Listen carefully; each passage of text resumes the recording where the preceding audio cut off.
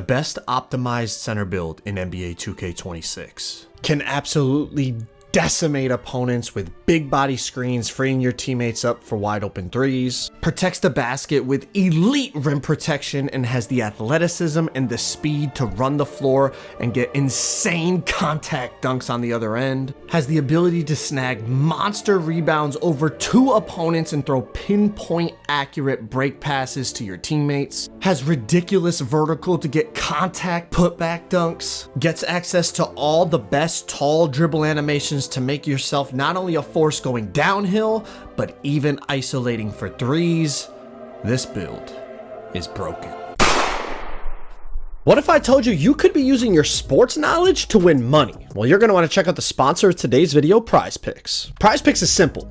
First, you select your sport, then you select the category within that sport, then you select your players and decide if they're gonna go more or less than the predictions in those categories. The more picks you get right, the more money you make. Prize Picks is available in over 40 states, and if you use my code to sign up for Prize Picks today, they will give you $50 in free play when you place your first $5 lineup. Age restrictions apply. Please play responsibly. Thank you to Prize Picks for sponsoring today's video. Y'all have been asking me for a cat breaker optimized center build for a few weeks now, so here it is. Make sure y'all drop a like on the video. I'm not gonna waste any time. We're gonna get straight into it. Attributes, badges, animations, jump shot, dunk packages, everything. Let's get it. Now, I was debating between 7 foot and 6'11" because I want to be a little bit faster. I didn't want to go 7'4" and be, kind of slow.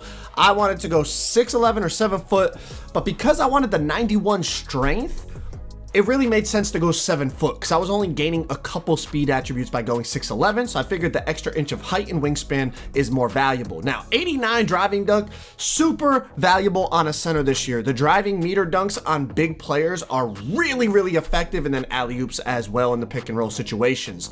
On top of that, I went 90 standing dunk. And standing dunks can be a little hit or miss this year depending on the situation, but going 90, you get the pro and the elite big man contact dunks. And I mean, just for the fun of it, you can start body bagging people, and it's definitely nice. And especially off the offensive rebounds, being able to go up and finish strong is very important. Moving on, I did not go post control. Instead, I decided to go really high in the playmaking category, and we'll get to that in just a second. 60 mid-range is mainly to unlock the shooting build specialization, but even with 60 mid-range, if you know your shot, you can knock it down, but it shouldn't be a shot you're trying to go to consistently with a 60. But 78 three-pointer, we use 5 cat breakers to go from 48 to 78. That is Silver Set Shot Specialist. We're going to use +2 badge max on it to get it to HOF Set Shot. And you're going to be sparking. You're 7 feet tall. If they're late on a closeout, it's going to be open. You can knock it down, whether it's, shooting off the catch and shoot, whether it's off the dribble. We're going to get into the dribbling in just a second. That's my favorite part about this build. 76 free throw. You can hit free throws with that if you know your timing, of course. 93 pass act. You got to be able to throw the break on your center. I see a lot of people going low like 65 pass act on their center. Maybe it's because you're playing random rec and you don't want to throw the break, but throwing the break as a center is one of the most valuable things you can do. And we go 93 to get the HOF break starter, but we +1 it to have Legend break starter, and you throw absolute seeds down the court, man. Now let's talk about the playmaking. 65 ball handle, 55 speed with ball. This is to unlock specific animations that we're gonna get to later in the video once we finish covering the build. And these animations allow you on a 7-foot player to be an absolute beast getting downhill. The Giannis crossover, I mean, you're flying down the court, changing directions.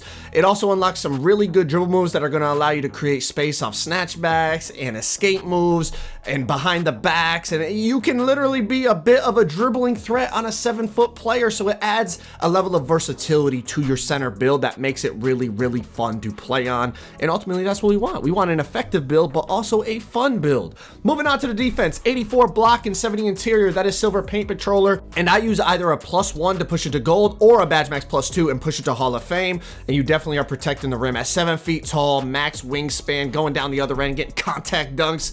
I mean, it is a very, very versatile center build that is super duper effective. 62 perimeter is for bronze and movable enforcer. 60 steal is for Bronze Interceptor, being able to play the sweet spot and hawk corner to corner lanes or play two and guard the hash and the corner. Very, very valuable to be able to play passing lanes as a big man, especially when guarding, you know, the corner in competitive situations. 99 O board, 90 D board, and 83 vertical on a 7-foot max wingspan player. You are snagging over people. You're jumping to the top of the backboard on some of these animations. It's insane. Jumping over the back of people to rip the rebound away from them. It's exactly what you want in your center build. Whether there's 2 guys down there, 3 guys down there, you're just absolutely dogging people in the paint on the glass. 69 speed, which for a 7-footer is still pretty good, because like I said, I wanted that 91 strength to get the gold brick wall so we could +2 it to legend. But if you're somebody that doesn't really care about the legend brick wall and you just want to be faster, the 6'11 centers give you a lot more bang for your buck when you start to go to lower strength ratings. If you're doing 91 strength 6'11, I feel like the 7-foot is the better option. But if you start to drop that strength to 83, then you're starting to get like +7 speed and +5 vertical at 6'11. So that's something to consider depending on the level of brick wall that you want. But I wanted that legend brick wall with the badge max +2, which is why I went 7-foot, 91 strength. But moving on to our badge max +1s and 2s, you're going to see a lot of legend badges on here, because the build really is that elite. A lot of HOF badges on here as well, but we +1 our break starter and our dimer to make our shooters' lives as easy as possible, making it as easy for our teammates to get greens as possible. Accurate break passes, legend dimer helping boost their green window. We also got legend brick wall, HOF Posterizer, HOF Set Shot. Very, very versatile in terms of being a dominant inside and outside option. And then, of course, being able to play make, set brick wall screens for our teammates, everything you want to do to help your teammates be as effective as possible. Moving on to our animations, this is probably the most requested thing. Every time I play on my center, everybody's asking for the dribble moves because my center moves different than a lot of the centers you've seen on this game. It's not stiff, it's not slow. He can actually create off the dribble. My motion style that I've been using is Joel Embiid. I have experimented with a few, but recently I've been trying out this Joel Embiid, and it feels pretty good for the most part. On to the animations. The reason we went 65 ball handle is to unlock all the Giannis dribbles, and then 55 speed with ball unlocks the Giannis dribble style.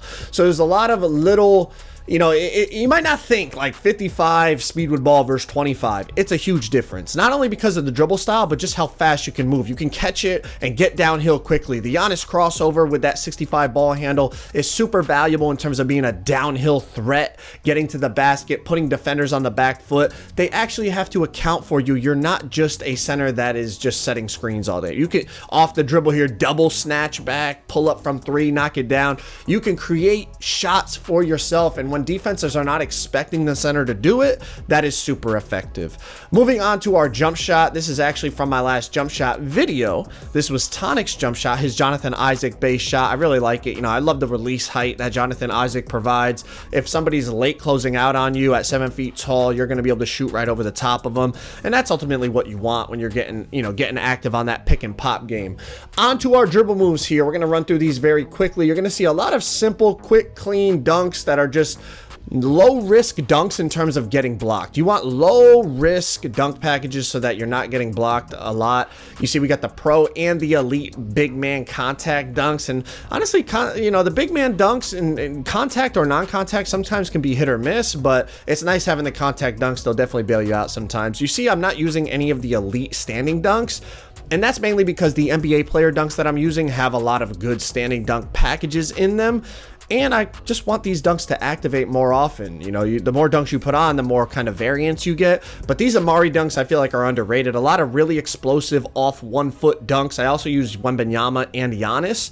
But these Amari dunks, I haven't heard a lot of people talk about them. They seem very, very explosive. There's a few off 2 feet that I don't love, but the dunks off 1 foot are just so explosive, and especially on a 7-foot player, they are insane. You see all the alley-oops that we have on. Let's move on to our takeover.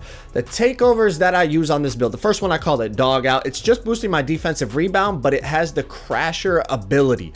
And the crasher ability it's so good in many different ways. I also use jet sometimes to boost my speed, vertical, and agility. And then the hydration hero is beautiful just because you can jump and reach and do all that stuff as many times as you want without losing any adrenaline.